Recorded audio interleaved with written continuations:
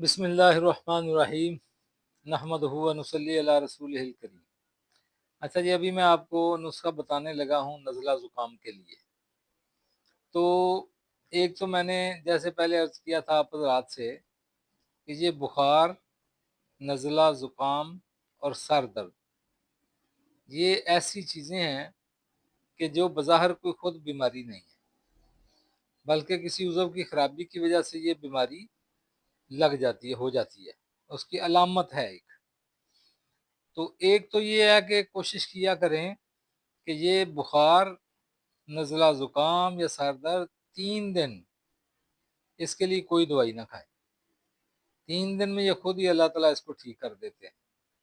ہاں، اگر آپ بد پرہیزی کرتے ہیں یا اس طرح کی زیادہ چیزیں خراب کھائی ہیں اور بازاری کھانے یا اس طرح کے جنک فوڈ یا اس کا ایسی غلط غذائیں یہ زیادہ آپ نے کو کی ہیں بد پرہیزیاں، تو پھر مرض بڑھ گئی ہے، تو اس کے لیے میں آپ کو ایک نسخہ بتاتا ہوں، بہت اچھا اور سادہ سا نسخہ ہے، بے ضرر۔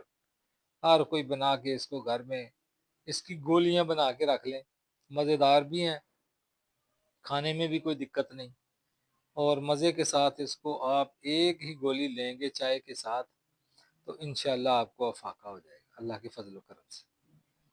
تو آپ نے کیا کرنا ہے کہ یہ 2 چیزیں لینی ہیں۔ ایک تو لینا ہے بنگرا، بنگرا اور تخم گاجر، تخم گاجر اور بنگرا، ان دونوں کا پاؤڈر بنا لیں، ٹھیک ہے۔ اور گڑ پرانا ہو یا اچھے والا گڑ جو بغیر سوڈے کے اور بغیر رنگ کاٹ کے، دیسی گڑ صحیح تھوڑا براؤن ہوتا ہے، تو اس کے اندر کوٹ کر اس کی گولیاں بنا لیں چنے کے برابر۔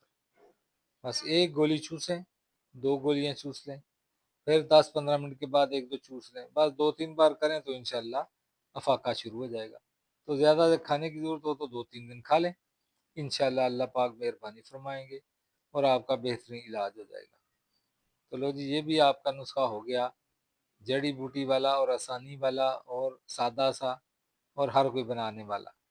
تو دعاؤں میں یاد رکھیں، اللہ تعالی ہم سب کو خاتمہ ایمان پر فرمائے۔ خدا حافظ۔